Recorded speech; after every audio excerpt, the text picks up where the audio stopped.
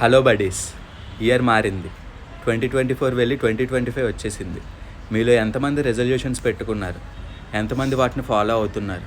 మనం పెట్టుకోవాల్సింది రెజల్యూషన్స్ కాదు, గోల్స్. వాటిని లైఫ్లో ఎలా అయినా అచీవ్ అవ్వాలి అనే థాట్తో ముందుకు వెళ్ళండి.